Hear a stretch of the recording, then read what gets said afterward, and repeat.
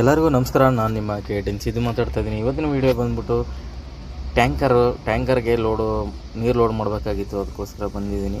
ನೋಡ್ತಾ ಇರ್ಬೋದು, ಇದ್ರ ಹತ್ರ ನಿಲ್ಲಿಸಿದ್ದೀನಿ. ಮತ್ತು ಜೀಪ್ ರೆಡಿಯಾಗಿತ್ತು. ಏನಕ್ಕಪ್ಪ ಅಂತಂದರೆ ಗ್ಯಾರೇಜ್ಗೆ ಸ್ವಲ್ಪ ಮರದ ಕಟ್ಟೆ ಎಲ್ಲ ತಗೋಬೇಕಾಗಿತ್ತು. ಅದಕ್ಕೆ ಜೀಪ್ಗೆ ಹಾಕ್ತಾಯಿದ್ದಾರೆ ನೋಡಿ, ಅದನ್ನು ತಗೊಂಡು ಹೋಗ್ಬೇಕು ಇವಾಗ. ಮತ್ತು ಗ್ಯಾರೇಜ್ಗೆ ಲೋಡ್ ಆಯಿತು ನೀರು, ತಗೊಂಬಂದೆ ಗಾಡಿನ. ಯಾವುದೋ ಒಂದು ಸ್ಪೇರ್ ಪಾರ್ಟ್ಸ್ಗೆ ನೀರು ಹೊಡಿಬೇಕಾಗಿತ್ತು, ಅಂದರೆ ವಾಟರ್ ಸರ್ವಿಸ್ ಮಾಡಬೇಕಾಗಿತ್ತು. ಬಂದೆ ಬಿಟ್ಟೆ. ಇವಾಗ ಕ್ಲೀನ್ ಮಾಡಬೇಕು ಬೇಡ ಅಂತ ಹೇಳಿದ್ರು. ಆ ರೀಸನ್ಗೆ ನಾನು ಮತ್ತೆ ವಾಪಸ್ಸು ಕಲ್ಲು ತೊಳೆಯೋಕ್ಕೇ ಗಾಡಿ ತಗೊಂಡೋದೆ. ನೋಡ್ತಾ ಇರ್ಬೋದು, ಕಲ್ಲು ತೊಳಿತಾ ಇರ್ಬೋದು. ಯಜಮಾನ್ರು ಫುಲ್ಲು ಎಲ್ಲ ಕಲ್ಲನ್ನು ತೊಳೆದ್ರು. ಮತ್ತು ನೋಡ್ತಾ ಇರ್ಬೋದು ನೀಟಾಗಿ.